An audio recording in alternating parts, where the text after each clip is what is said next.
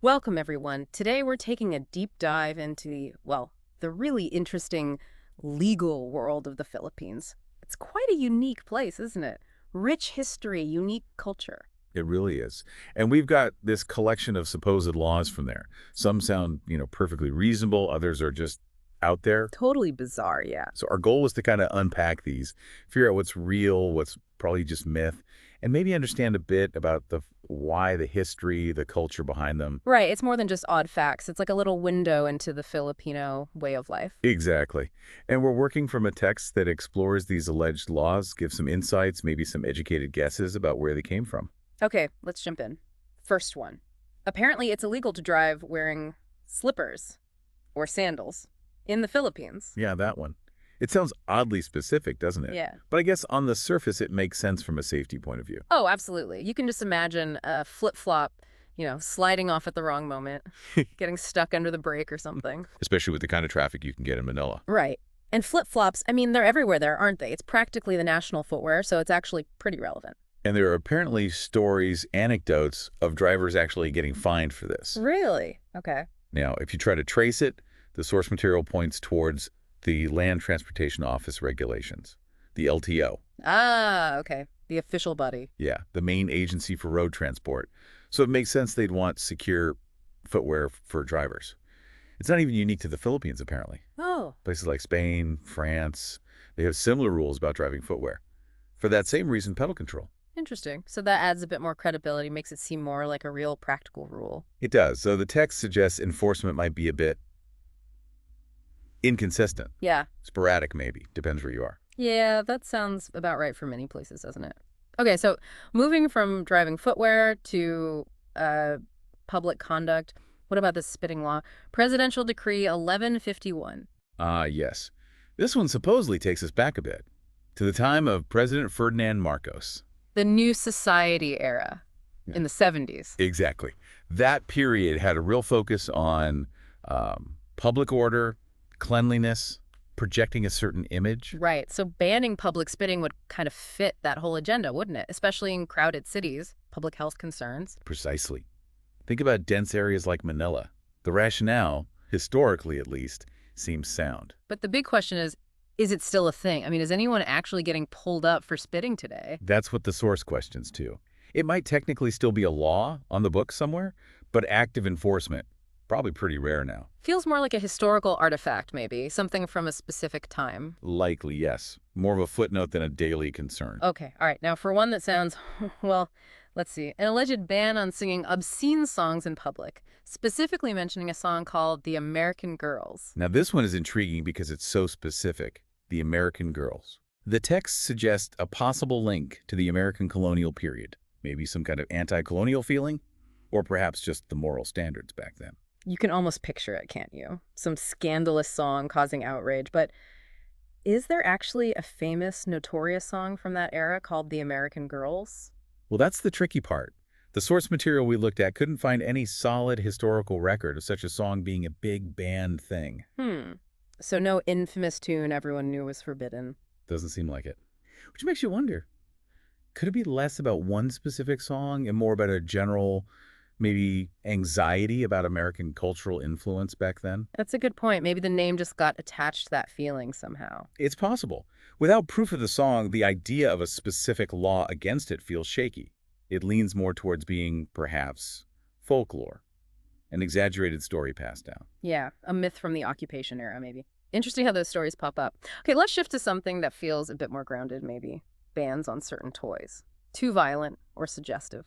This one seems to align pretty well with the generally conservative cultural values you often find in the Philippines. There's a strong emphasis on, protecting children. Makes sense.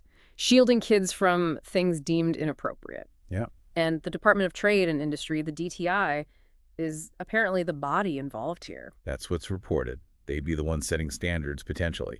But then you get into the definition problem. How do you define suggestive in a toy? Exactly.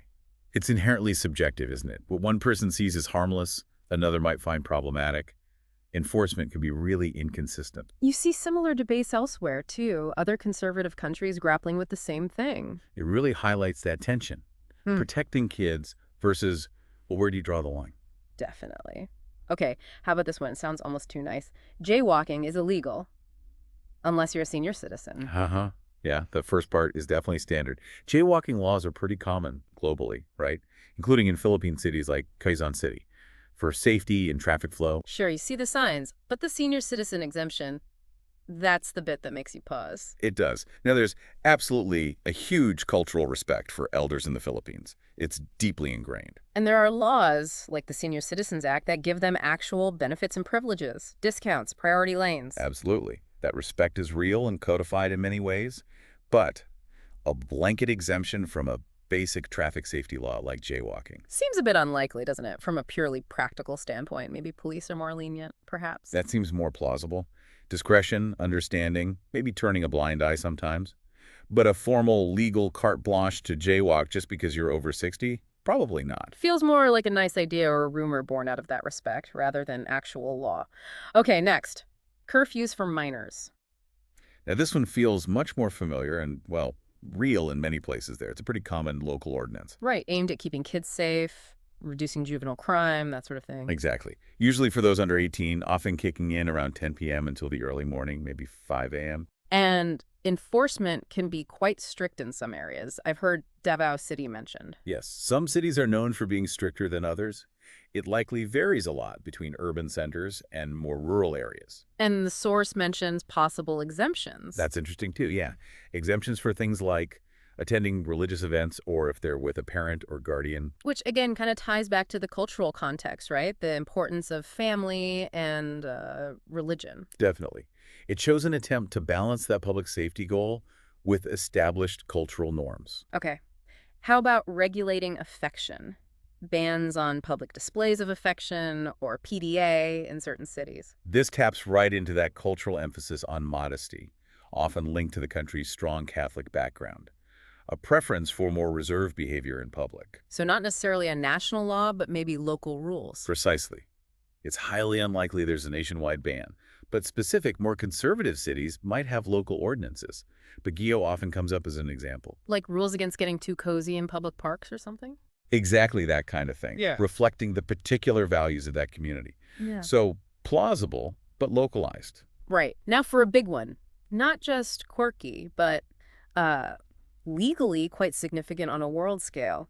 The no divorce rule. Yes, this is probably the most well-known legal aspect we're touching on. The Philippines is one of only 2 places globally, the other being Vatican City, where divorce is still illegal. It's quite stark, really, and deeply connected to the country's Catholic heritage, right? The idea of marriage as sacred, indissoluble. Absolutely. That's the historical and cultural root. Now, there are alternatives like legal separation or annulment. But they're notoriously complicated. And expensive. Very much so. They don't offer the same kind of resolution as divorce. And it's a huge point of ongoing debate within the Philippines. There are strong movements pushing for reform. You can imagine. It affects lives so profoundly. Okay, back to maybe more localized issues. Roosters. A ban on keeping roosters in residential areas. Ah, the noise issue. Roosters are culturally significant, of course, tied to cockfighting, which is a big deal. Sebon, yeah. But they are also incredibly noisy, especially at dawn.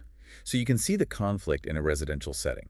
Noise complaints versus tradition. Exactly. So it's very plausible that local ordinances exist in certain towns or suburbs to control noise, and that might include restrictions on keeping roosters, balancing tradition with peaceful living.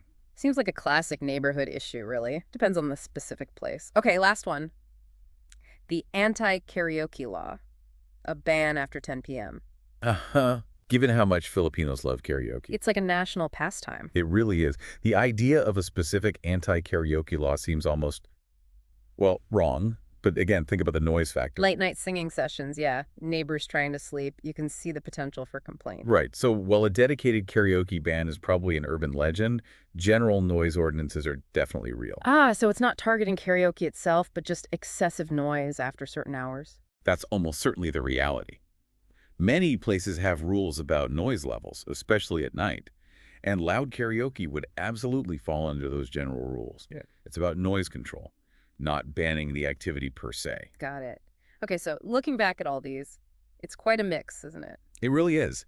We've seen things that seem grounded in real safety or social order concerns, like the slipper rule or maybe the minor curfews. Then others, like that American Girls song ban or the senior jaywalking free pass, feel much more like folklore or maybe misunderstandings. And some, like the PDA rules or rooster bans, are likely real, but only at a very local, municipal level, not nationwide edicts. What really comes through is how these supposed laws, real or not, reflect this blend of history, like the Marcos era influence. And deep cultural values, Yeah. religious influence, respect for elders, emphasis on children. And just practical day-to-day stuff like traffic safety and noise control. Exactly. And that whole issue of enforcement is key, too. Laws might exist on paper, but how they're applied or if they're applied at all can be very different. It paints a picture of a legal landscape that's sort of, well, uniquely Filipino. A mix of tradition, practicality, maybe a bit of eccentricity. I think that sums it up well. Even the myths and rumors tell you something about the culture. So as we wrap up this deep dive, it's clear these quirky rules, alleged or actual, give us this fascinating glimpse into the Philippines. Its history, its values, even the stories add to the character. It definitely makes you think. And maybe for you, listening, it brings up comparisons. Which of these laws struck you as most surprising, or maybe most reflective of a culture different from your own? Yeah, or what other really unusual rules or customs have you come across somewhere that gave you that kind of aha moment about a place? It's a good question. If digging into these kinds of odd regulations got you interested, you could easily fall down a rabbit hole looking at legal quirks from all over the world. True, every place has its own unique ways. Indeed. And exploring them is just part of understanding the incredible variety of human societies. Always more to learn.